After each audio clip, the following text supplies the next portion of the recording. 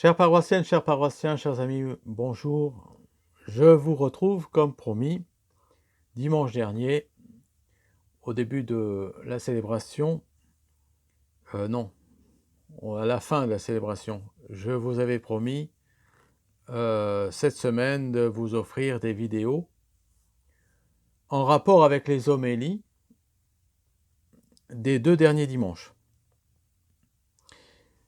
Dans l'homélie de dimanche dernier, je vous ai cité à un moment donné Blaise Pascal. Et dans l'homélie précédente, la prédication précédente, je vous ai parlé de Martin Heidegger. Donc je voulais vous offrir cette semaine des vidéos en rapport avec ces auteurs cités. Mais je ne peux, à mon sens, pour la première vidéo, à propos de Blaise Pascal, Martin Heidegger viendra dans les prochaines. À propos de Blaise Pascal, eh bien, je pense que je ne peux pas mieux vous offrir de vous pencher sur l'auteur, ou au moins vous donner l'envie d'acheter un ouvrage, de commander un ouvrage à propos de Pascal, les pensées de Pascal, sans vous permettre de vous rendre compte que ces écrits, à un moment donné, peuvent animer la vie d'une personne. Et pour ce faire, eh bien, j'ai pensé que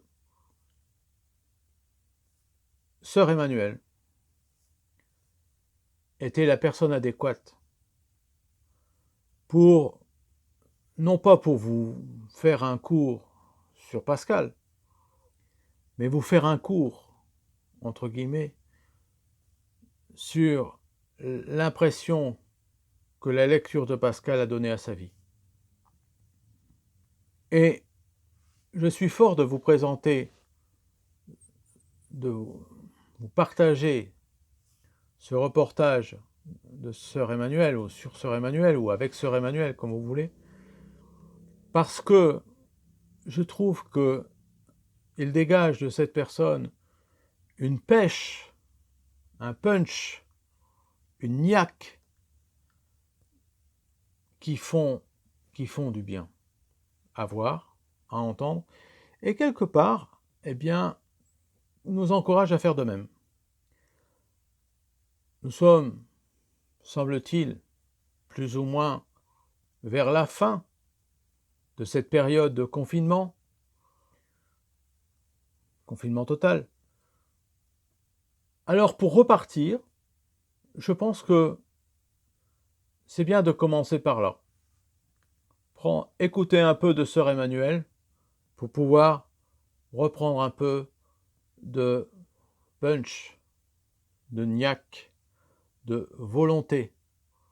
Et je pense que vous aurez vite compris l'impression que Pascal a eue sur sa vie. Je vous disais dans l'homélie, le cœur a ses raisons que la raison ne connaît pas.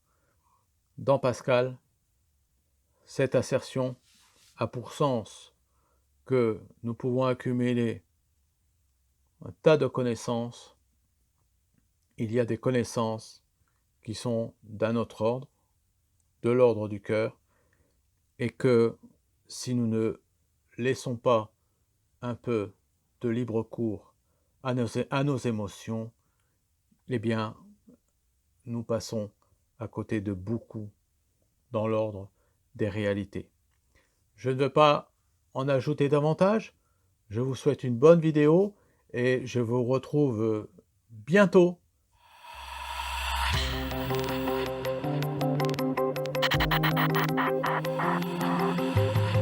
Vivre, à quoi ça sert? C'est le titre du livre d'une personnalité exceptionnelle. Sœur Emmanuelle est avec nous, publie ce livre témoignage, c'est Flammarion, à partir des pensées de Pascal, pour dire finalement le vécu d'une femme engagée dans l'amour, âgée de 95 ans, et qui est avec nous aujourd'hui.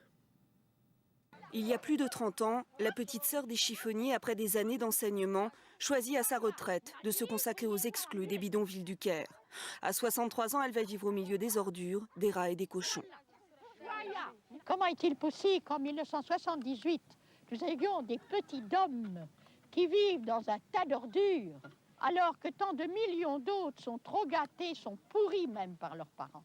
C'est une injustice telle, c'est ça qui crie vengeance. Aux 40 000 gosses qui essayent de survivre des reventes de ces déchets, elle va offrir des écoles, des hôpitaux, des jardins d'enfants. Les aider simplement à retrouver le sourire et l'espoir. Un enfant qui va à l'école est un enfant qui est sauvé des ordures, des saletés, des mouches, des rats. Sœur Emmanuelle fait partie des personnalités préférées des Français.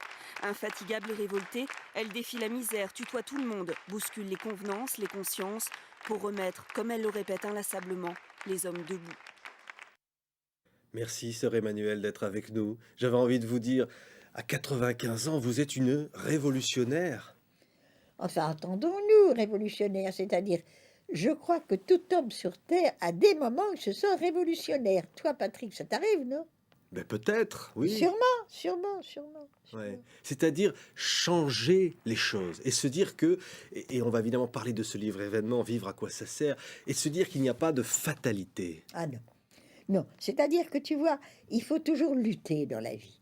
Et mon expérience donc de très vieille femme, c'est quand on s'acharne, on est toujours vainqueur. Mais il faut s'acharner, aller jusqu'au bout, du bout, continuer, jusqu'à ce qu'on transforme quelque chose. On ne transforme pas le monde, mais on doit transformer quelque chose dans le monde. Chaque être humain doit le faire. Ouais, c'est se dire, sinon la vie ça sert à rien. Sinon c'est bête, c'est même macabre, ça n'a pas de sens. Dans ce livre, il est dit, sœur Emmanuelle, et d'une manière assez crue mais réelle, sinon on est un cadavre, on va descendre dans un trou, on est mort. Et la vie n'aura servi à rien.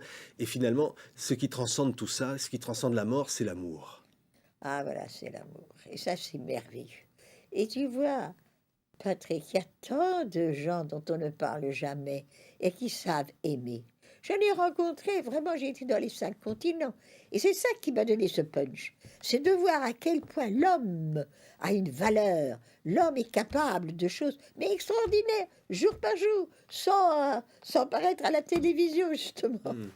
Et l'homme le plus humble, parce qu'évidemment, ma sœur, vous êtes allée avec les enfants, on l'a vu dans ce reportage à l'instant, on va évidemment parler de ce parcours incroyable, dire que tout a commencé avec d'abord, on va aller voir ces visages de vos parents chéris, hein, cette enfance née à Bruxelles, c'était en 1908. Oui, je suis née Et en c'est 1908, c'est pas avant-hier. Hein. ouais, ces parents que l'on voit ici à l'image, c'est une enfance heureuse qui s'est un jour arrêtée par... Enfin, il y a eu un drame. Il y a eu un drame terrible. Oui. Je suis pas la seule. Hein. Ouais. C'est-à-dire qu'un jour, et le livre Vivre à quoi ça sert commence par cela, au bord de l'eau, une petite fille a vu son papa chéri ne pas revenir. Il a disparu en une seconde. La mer était mauvaise, il nous avait fait un peu danser dans les flots. Il nous a laissés avec notre institutrice, et puis il est parti un peu loin. Il y avait du soleil qui jouait sur l'écume, et papa, il était beau dans l'écume, il me faisait des signes. Puis il y a eu une grande vague, et puis on n'a plus vu papa. Ça pour une petite fille, bientôt 6 ans, je crois que c'est un choc qui reste sans qu'elle se rende compte toute la vie. Hein. Voilà, tout nous glisse et fuit d'une fuite éternelle. Je ne connaissais pas Pascal, mais c'est ça. Et voilà, tout passe, c'est comme l'écume, voilà, c'est beau l'écume. Et puis, tu n'as plus que de l'eau salée dans la main, hein. C'est ça. Ouais, ces visages chéris, j'ai envie de penser alors à cette première pensée de Pascal qui est dans ce livre, le roseau au vent. Et vous dites, ma sœur, que vous étiez dans cette enfance, vous étiez un peu ce roseau comme ça, ballotté au gré du vent, en proie aux pulsions de la jeunesse. Ah oui, j'étais révoltée. Rien ne me plaisait. Les études, à quoi ça sert? Vivre, à quoi ça sert? Enfin, comment dire, je ne trouvais goût à rien. Et puis, il y a une histoire de chat. Ouais. Et on est à Oui. l'école. Oh, ça c'est charmant, mais c'est vrai. Il y avait un chat qui s'étirait au soleil, là il était bien. Je dis, mon Dieu, si j'étais chat, quelle merveille. Je dois avoir 14 15 ans, pas d'école, pas d'histoire, pas être obligé toujours, le devoir, le devoir, le devoir. Ouf. Et puis bien, il faut tout de même que je prépare pour le lendemain mon travail. Alors j'ouvre, et puis ce jour-là, je tombe. Je connaissais pas Pascal, bien sûr, et je commence à lire L'homme n'est qu'un roseau. Ah, je dis, ben ça c'est vrai, ça pour le coup, hein. Mais est le plus fragile de l'univers. Mais c'est un roseau pensant. Alors tu comprends, Patrick, moi ça m'a fait un choc. Ah, mais je suis pas un chat, moi. Je pense. Je connaissais pas encore Descartes, je pense, donc je suis. Mais je pense. Et tout à coup, je me suis rendu compte que vivre, mais c'est penser. C'est ça un homme, une femme, ça pense. Ah, mais vraiment, ça a été un choc et il m'est toujours resté. Et à partir de là, dans cette envie d'apprendre, les philosophes, tous les penseurs, essayer de comprendre ce qu'il peut y avoir derrière tout cela. Voilà. Essayer d'utiliser la pensée pour devenir plus moi-même, tu comprends? C'est ça qui m'a fait ce choc. Bien sûr que je me sentais très fragile, mais je pouvais, par mon intelligence, essayer d'approfondir, d'aller plus loin, plus loin, plus loin, dans la science, la connaissance. C'était passionnant. On aurait pu penser que cette jeune fille allait tomber amoureuse, et elle est tombée amoureuse, hein, c'est raconté Plus tard, dans ce beaucoup plus livre. tard, Oui, beaucoup plus tard. oui. Non. Parce que la jeune fille, elle s'achetait des beaux chapeaux, elle aimait les belles choses. Ah oui, bien sûr, bien sûr. J'étais un peu coquette, enfin quoi. J'étais même très coquette. J'avais besoin toujours de beaucoup d'argent. Ma mère me disait, mais enfin, ma fille, tu as des poches percées, c'est pas possible. Il fallait toujours autre chose, être la plus chic, des plus chics, etc. Aller au théâtre, au cinéma, voyager. Et puis, au fond, je sentais un trou dans mon cœur. C'est ça la question, je crois. Je crois que justement, depuis la mort de mon papa, sans que je m'en doute, il y avait un vide. J'avais essayé de le remplir, voilà, avec tous les plaisirs. Et puis, il n'y a rien de plus fugitif que le plaisir, hein. Ben, je voyageais, j'allais à Paris, j'allais dans ma famille, bon, je pouvais danser, m'amuser. Et puis, et après, qu'est-ce qui est resté de ça? Un peu d'eau salée. Et puis, alors, je me disais que moi, j'étais privilégiée, bien sûr, et j'entendais parler d'enfants malheureux qui avaient faim, qui n'avaient pas d'éducation, pas d'instruction, rien à travers le monde. Et je me disais, ah ben ça donne du sens à la vie. Eh bien alors, moi, je vais me lancer là-dessus. Je vais me lancer dans ce chemin pour aider d'autres à vivre. Tu comprends? Ça m'a saisi. Ouais. Alors, ça va être l'enseignement, hein, Istanbul. Istanbul, la C'est Turquie. des souvenirs formidables, j'imagine. Ah oui, c'est un beau pays, la Turquie. Et j'ai beaucoup aimé les Turcs. Les Turcs, tu vois, ils sont, comment dirais-je, ils sont un peu durs. Un Turc ne te sourit pas du jour au lendemain. Mais quand tu as un ami turc, hein, c'est pour la vie. Oh, ça c'est pour la vie. C'est une merveille. Ouais. L'enseignement, et puis après, ça va être la Tunisie. Et puis finalement, l'idée de se dire, ça ne suffit pas. Ben, c'est-à-dire que je voulais vivre un peu dans la justice. Et je trouvais que j'étais trop privilégiée. Je ne manquais de rien. Parce que la supérieure de toute communauté religieuse est tenue par la règle, obligée de veiller à ce que chaque sœur ait ce qu'il lui faut en nourriture pour après travailler, qu'elle puisse dormir dans un lit convenable, qu'elle ait les vêtements nécessaires pour ne pas avoir froid en hiver, de sorte que je me disais, mais moi au fond, qu'est-ce qui me manque? Rien. Et tant d'enfants qui, eux, sont privés. Alors quand j'avais 62 ans, nous avons passé notre beau collège aux sœurs égyptiennes à Alexandrie. Je pouvais rentrer en France, me reposer. Mais me reposer de quoi, Seigneur? Non, je me sentais encore pleine de vie. Alors j'ai visité un bidonville, je ne connaissais pas. Je ne savais même pas que c'était possible, qu'il y avait des enfants qui vivent dans l'ordure,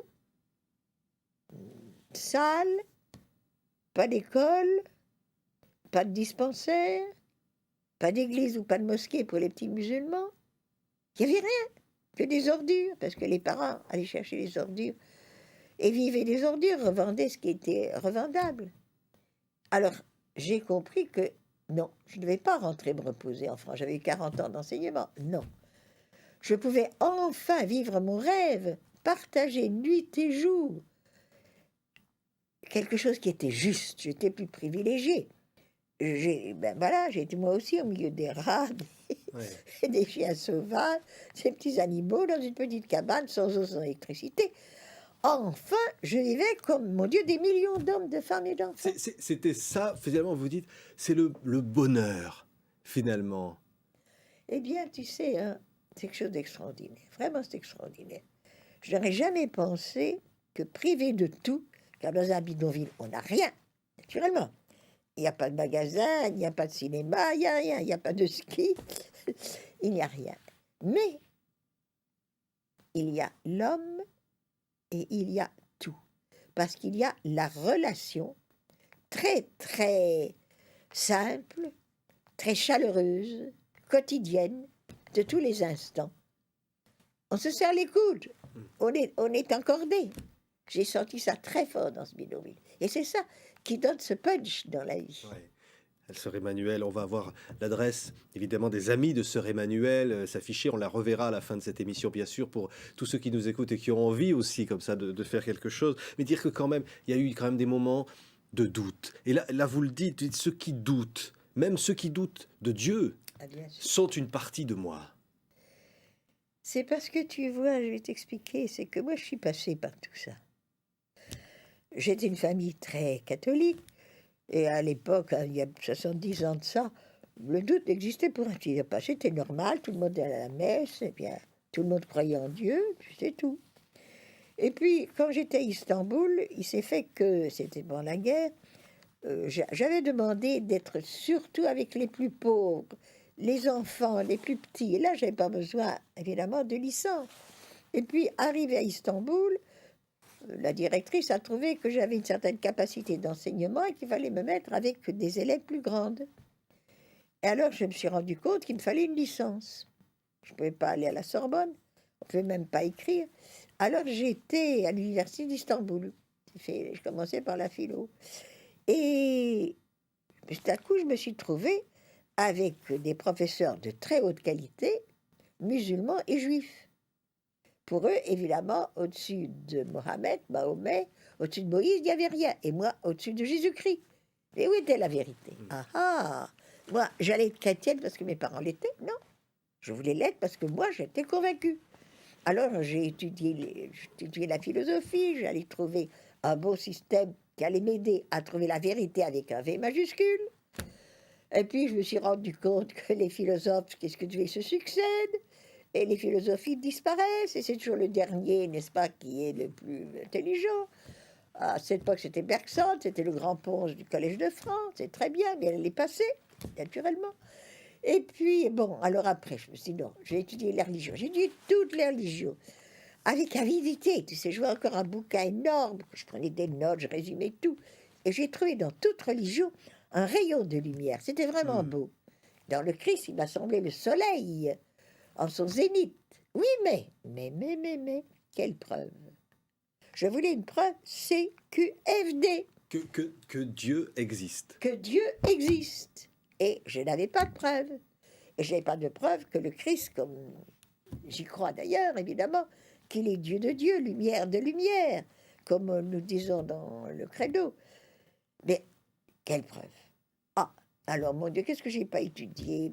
Les différentes littératures, les sciences, partout, j'ai cherché, j'avais des cahiers de notes, fallait voir. Et alors, qu'est-ce qui m'a sauvé quand j'étais en Sorbonne? C'est Pascal. J'ai eu Pascal justement au programme. Ouais. Ah, tu sais, hein, il y a quelque chose. Alors, Pascal dit très clairement qu'il est impossible par la raison de prouver l'existence de Dieu. J'ai respiré. Enfin, c'est ce que je trouvais moi aussi, que je n'osais pas trop me dire. Enfin, bon. Et puis alors, il y a le fameux Paris, hein. Dans Voltaire, c'est beaucoup moqué. Moi, Voltaire, il a des pages extraordinaires. Mais Voltaire n'a pas la profondeur, il ne va pas jusqu'au fond, du fond, comme Pascal. Alors, moi, j'ai parié pour, hein. Et je suis ravie d'avoir parié pour. Mais au fond, au fond, hein, moi j'ai compris comment on s'approchait de Dieu dans le bidonville. Extraordinaire.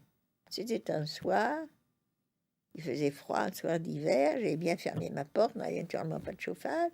Bah, on n'était pas sous zéro, mais on était 2-3 degrés, il faisait pas très chaud. Et puis, tout à coup, j'ai entendu un chant comme une mélopée, ça s'arrêtait, ça reprenait. Alors, fidèle, évidemment, j'ai ouvert ma porte, la porte de ma cabane. Et la cabane d'à côté, c'était Fauséa, ma chère, très chère voisine, la chiffonnière, pauvre chiffonnière souvent battue, assise, elle avait fait du feu, parce que comme un bidonville, les murs, c'est un vieux bidon, et puis le sol, c'est la terre. Si tu mets un peu une paillasse au fond, ça va. Elle avait allumé le feu, elle était assise par terre, bien sûr. Son visage, je ne peux pas te dire, Patrick, c'était beau. Son visage était illuminé. Son mari, qui savait un petit peu lire, lisait l'Évangile. Et Fauséa le reprenait, le chantait. Elle chantait le Christ. Et elle regardait son petit Guirguire, l'aîné, nous avions obtenu de son père, enfin qu'il aille à l'école, il faisait son devoir de calcul, à plat ventre, parce qu'évidemment, il n'y avait pas de chaise, il n'y avait pas de table. Et on voyait, elle était fière de cet enfant. Il allait avoir une autre vie que celle d'un misérable chiffonnier. Elle savait que le Christ allait l'aider. Elle l'était, la petite dernière. Elle était sûre que Dieu était avec elle et que si elle n'arrivait pas à le sortir tout à fait de cette vie de misère, il y avait une autre vie, avec l'amour, tu comprends? Et là, tu es rentré dans ta cabane et tu as prié en disant « Je voudrais lui ressembler Oui. J'ai dit, Seigneur, par la grâce de Fauséa, donne-moi un cœur d'enfant. Parce que je me suis rappelé la parole de Pascal, Dieu n'est pas le Dieu des philosophes et des savants. J'en savais quelque chose. Il est le Dieu d'Abraham, d'Isaac et de Jacob. Dieu qui se révèle à l'homme. Et la phrase du Christ, si vous le devenez comme de petits-enfants par vous lit, hein, petit, vous n'entrerez pas dans le royaume. Et moi, j'avais voulu briser la porte, entrer dans le royaume par ma raison raisonnante. Et tout à coup, je me rendais compte que c'était pas ça. Et alors, justement, Pascal, Dieu sensible au cœur. Attention, le cœur pascalien, c'est pas il a du cœur, il n'a pas de cœur. Non, non. Le cœur pascalien, c'est le cœur biblique. C'est l'homme dans ce qu'il est, ce qu'il a de plus intime, de plus profond, dans son intelligence, sa volonté et justement sa sensibilité. Dieu sensible au cœur des petits. Et voilà. ». C'est l'homme, évidemment, à l'image de Dieu, et Dieu qui ressemble aux hommes.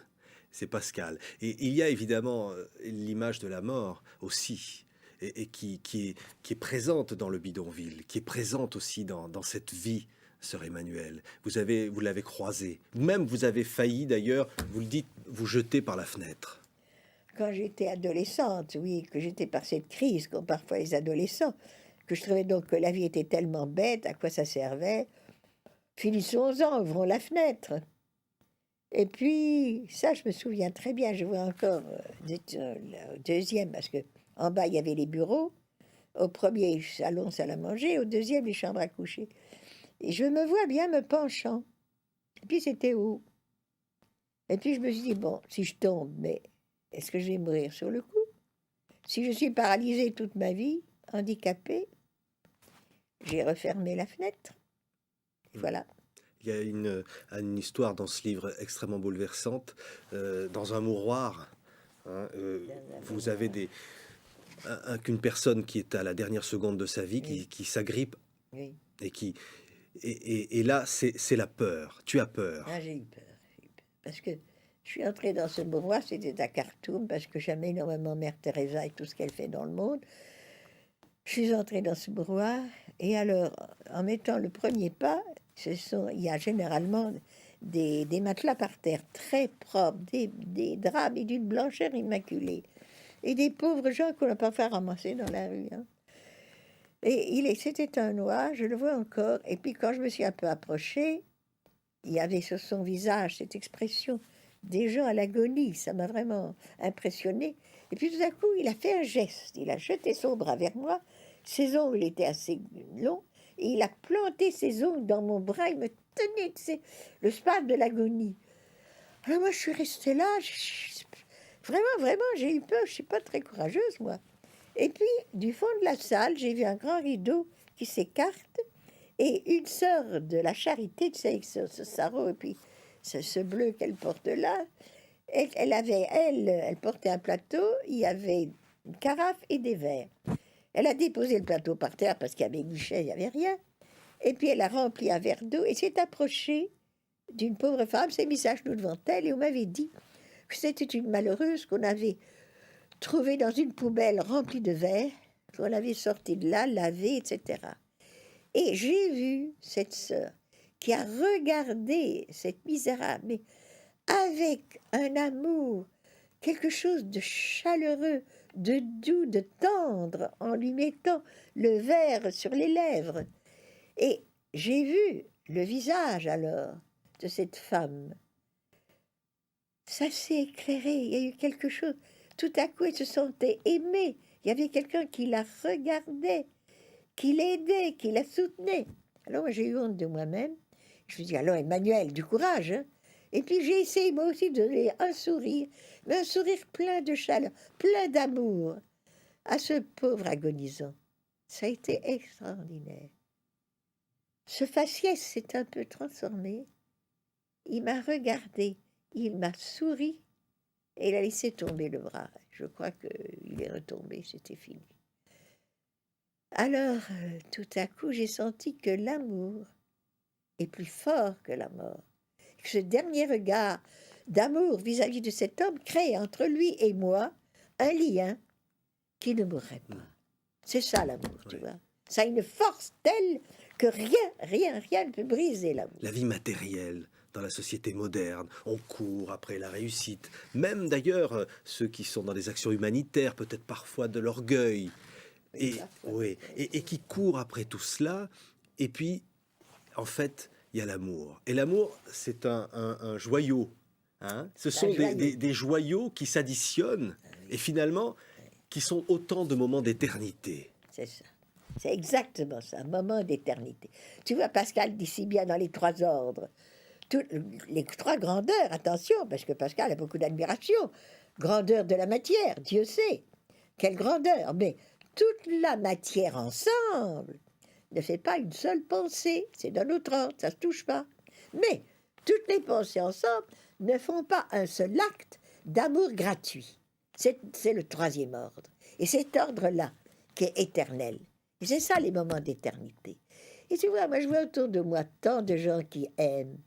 C'est pas vrai que les hommes sont égoïstes. Bien sûr, nous avons tous de l'égoïsme.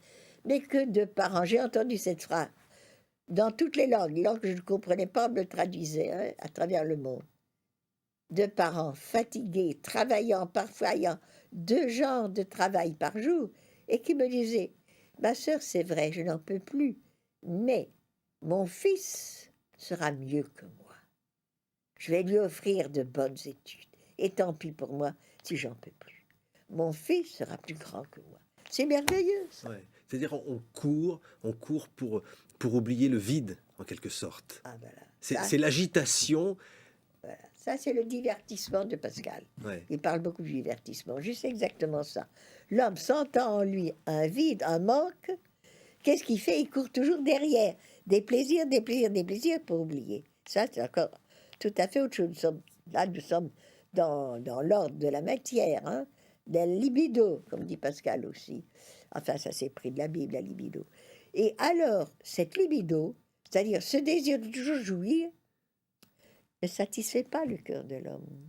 Il garde toujours ce trou.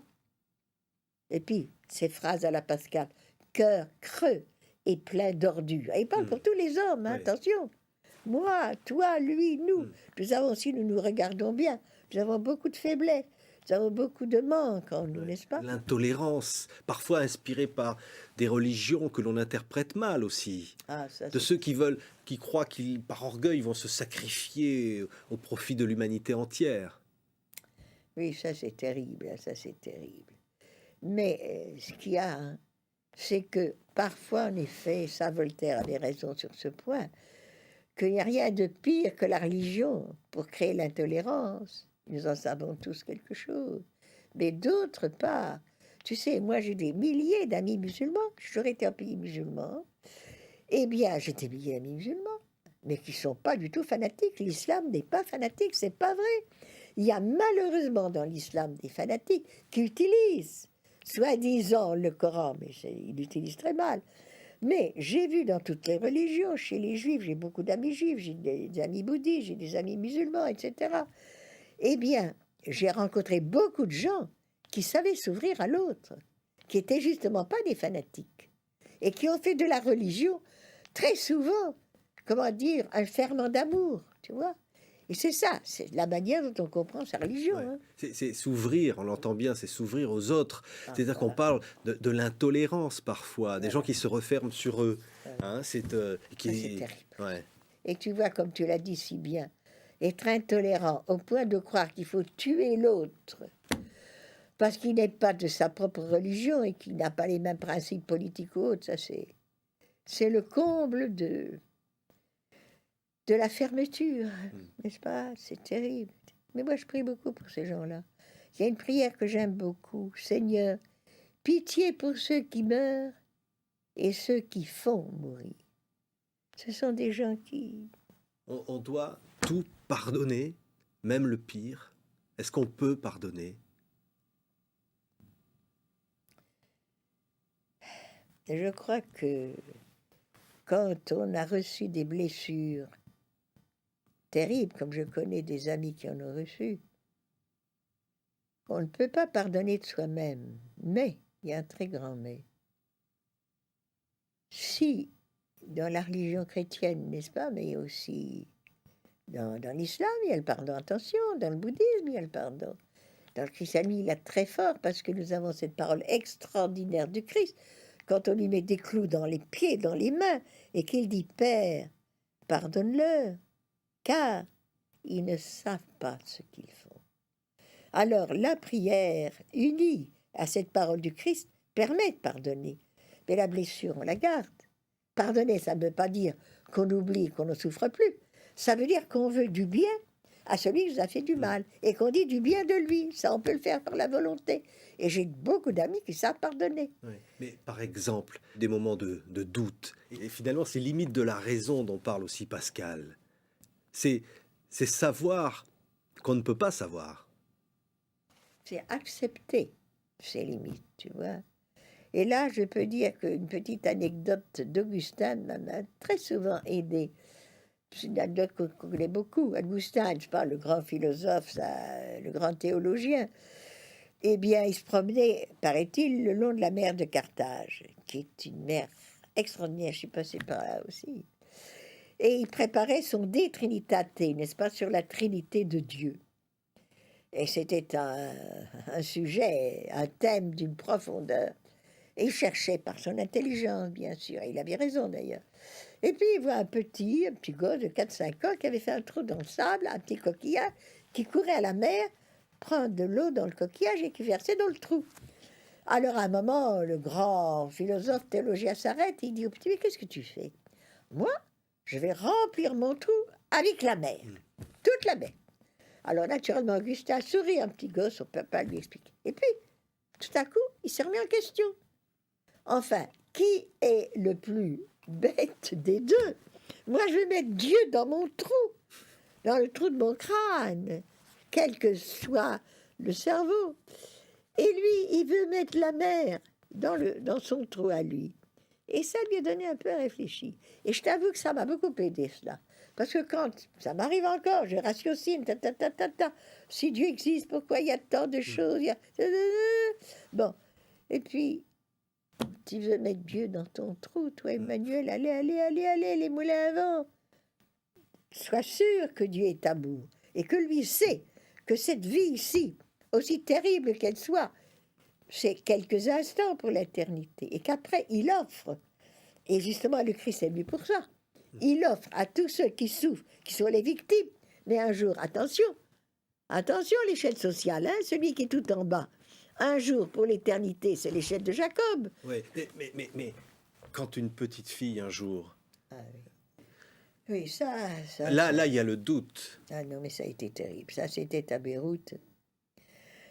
Nous étions partis avec mon association, justement, d'amis de sœur Emmanuel. Nous cherchons partout, évidemment, des enfants sauvés. Maintenant, nous en avons 70 000. À cette époque, on n'en avait pas tellement, mais enfin, nous sommes partis avec son président pour sauver les enfants du Liban. C'était en pleine guerre. Il y avait une petite fille, je me souviens bien, elle s'appelait Lila. Mais je la vois, tu sais, ces petites Libanais, ces grands yeux noirs, ces cheveux bouclés. Un amour. Enfin, la ferme a été détruite par les bombardements. Les parents s'étaient réfugiés à Khartoum, à Beyrouth. Et j'étais plus rien faire. On allait les sauver, on allait prendre la petite, lui donner tout, quoi. Et puis, qu'est-ce que j'ai appris? Dans la soirée, la petite a été au balcon, parce que j'étais réfugiée dans un appartement avec balcon. Et un tueur en face, à ce qui paraît qu'il y en avait, caché derrière la cheminée, l'a abattu. Parce que chaque corps abattu, il avait je ne sais pas combien de dollars. Alors tu sais, quand j'ai appris ça, cet enfant, je ne peux pas te dire qu'elle était mignonne. On s'était embrassés avec effusion, on allait lui donner une vie normale et belle. Et qu'en une seconde, cette espèce de type-là, enfin, ce salaud n'aura jamais de mots assez vulgaires, hein, pour des dollars. Ah, j'ai supprimé cette vie. Je lui dis, mais enfin, Seigneur, où es-tu? Mais qu'est-ce que tu fais? Ça t'est égal, toi? Que cette petite chérie-là, qui ne demandait qu'à vivre, soit tuée comme ça, en une minute. Ah, alors tout de même, ça, c'est trop fort. Alors là, vraiment, moi, je suis comme une mère démontée à ces moments-là. Alors, moi, j'ai mon petit secret, chacun fait ce qu'il peut. Tu sais, moi, je prie une certaine femme, la femme de la douleur, la femme de la mort, la femme en qui on a remis dans les bras son fils, avec justement des trous dans les pieds, dans les mains, sur le côté, du sang partout, etc. C'était horrible ce qu'on lui a rendu. Son fils. Eh bien, nous l'appelons la Pietà. J'aime beaucoup la Pietà de Michel-Ange, mais enfin, c'est une femme grecque, une déesse. J'aime mieux la Pietà d'Avignon, d'autres dans les églises.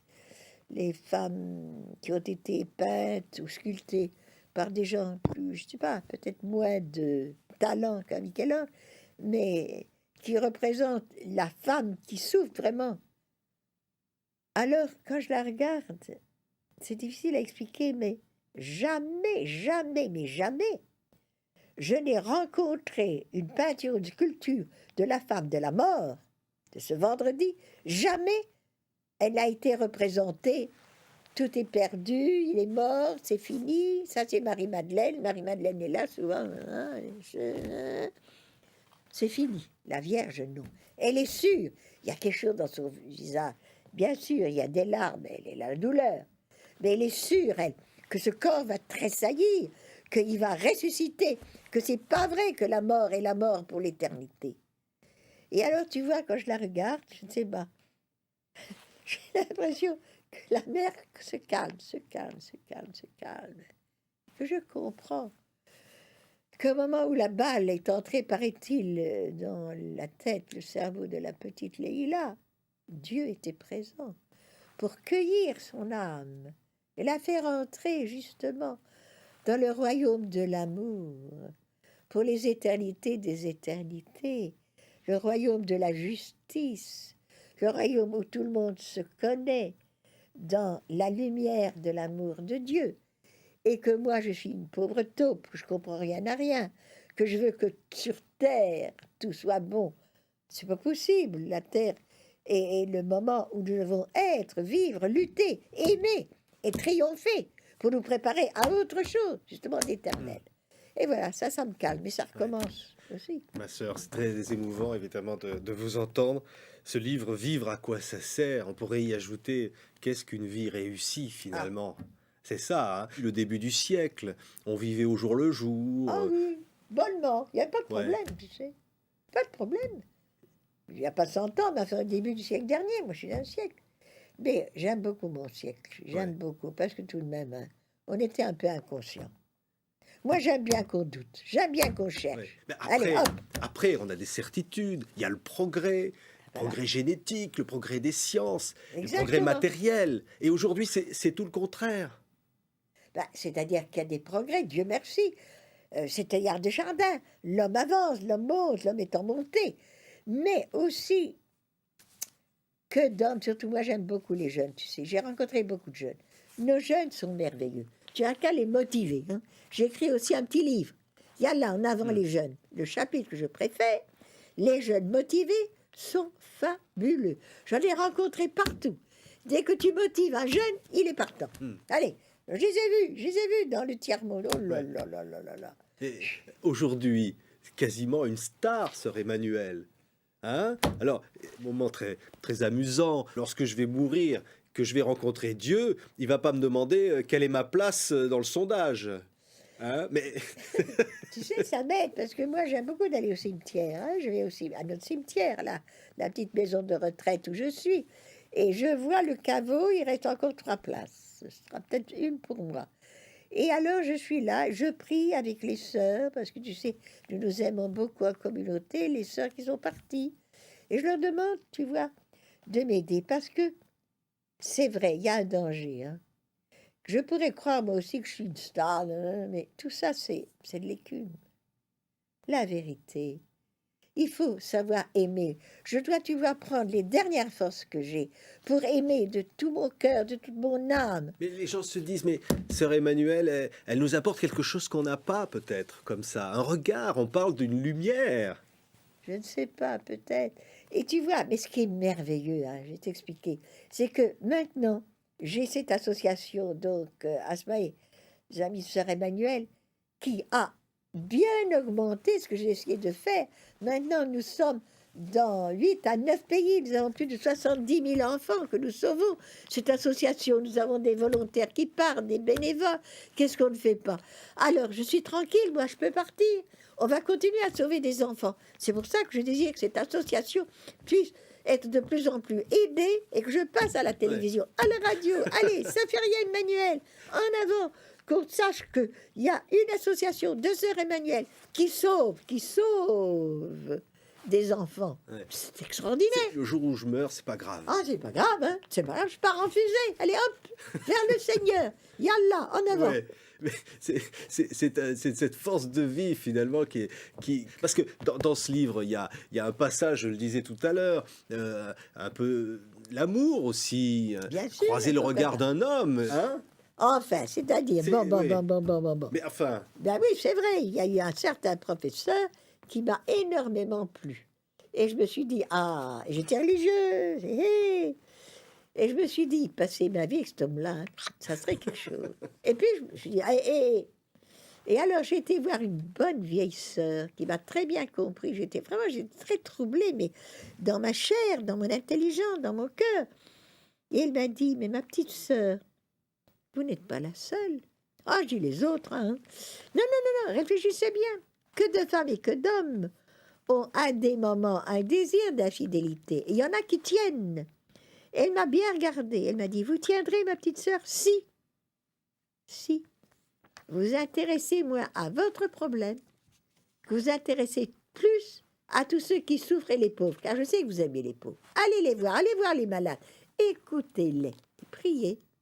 c'est-à-dire avoir des milliers d'enfants finalement. Comme tu dis, les années ont passé, on ne s'est plus vu. Et quand j'ai fait mes noces d'or, 50 ans de vie religieuse, j'ai vu au milieu des lettres une enveloppe et j'ai reconnu l'écriture. Et c'est vrai. J'avais donc 50, j'avais 70 ans. Hein. Eh bien, mon cœur a fait toc quand j'ai revu l'écriture. J'ai ouvert l'enveloppe, c'est une lettre d'ailleurs très officielle. Ma sœur, j'ai appris que je vous adresse, mais signé. Ben, j'ai déchiré, j'ai jeté dans le panier. Mais tout de même, j'ai ri de moi-même. Tu vois hein, ce que c'est? C'est que le cœur de l'homme, hein, c'est quelque chose. Hein. C'est le mouvement de l'amour. Tout est un, l'un étant l'autre. Ah oui, ça c'est du Pascal. Ah, mais ça, Ouais. c'est le dernier chapitre. Ça, c'est le plus profond. On ne peut pas l'expliquer en quelques mots. Là, nous sommes dans la Trinité. Hein. Alors là, parce que 3 personnes en Dieu, qu'est-ce que ça veut dire? Ça veut dire que Dieu est amour. Donc, et l'amour n'est pas unique. Hein. Donc il y a la Trinité en Dieu, c'est ce que j'aime tellement. Ce que Roublev, l'icône de Roublev, les trois penchés l'un vers l'autre, et sur la table l'agneau immolé, Dieu par amour, qui veut devenir homme, aller jusqu'à la mort, pour entraîner l'humanité, beaucoup plus haut et beaucoup plus loin. Alors ça, tu sais. Mais moi, je peux mourir, ça, il n'y a pas de problème. Écoute, moi, j'ai lu le cycle dernier. Quelle ouverture! La femme devenant beaucoup plus libre, bien sûr, pas partout, mais ça marche, ça marche. Quand je suis arrivée au bidonville, hein, les petites filles étaient mariées à 11-12 ans. Maintenant, nous avons lutté en cordée. Et puis, justement, j'ai eu des donateurs, mon association m'a énormément aidé. Maintenant, nous avons un lycée et nos petites chiffonnières vont à l'université. Tu vois la femme en Égypte, ils ne sont pas les seuls. Ça va continuer. On va revoir s'afficher l'adresse comme ça des amis de Sœur Emmanuel. Oui. Ça continue. Il faut que ça continue et il faut qu'on nous aide pour sauver tous nos enfants. Yallah, en avant et merci d'avance. Il faut trouver ce qu'il y a. Finalement, je reparle de cette notion de ces petites vies d'amour de Dieu, ces petits actes d'amitié vécus qui sont autant de minuscules joyaux. Ainsi, au moment où nous quitterons cette terre, une partie de nous-mêmes disparaîtra, mais cette multitude de joyaux aura façonné notre figure d'éternité. Allez, c'est pas mal. C'est moi qui ai écrit ça. Oui. Ah ben c'est pas mal de temps en temps. Mais j'étais pas seule, j'étais avec Philippe Assou. Attention, il est sur la couverture. C'est un homme extraordinaire. J'aurais pas écrit, je n'aurais pas assumé Pascal seul. Et c'est un livre formidable, Sœur Emmanuel, il est publié chez Flammarion. On a pu lire ou écrire, comme ça, vous voyez la couverture du Point, par exemple, c'est la preuve de la star, hein, Sœur Emmanuel, mon testament. Hein, ça veut dire que c'est un peu aussi un testament. Ah oui, c'est un testament, et comment Allez, ouais. En avant, toujours en avant. Yallah. Yallah. Yallah. La vie est belle. Il faut s'aimer. Merci, Sœur Emmanuel. Merci d'être là, d'être ce que vous êtes et de ce message. Entendu. Allez, en avant.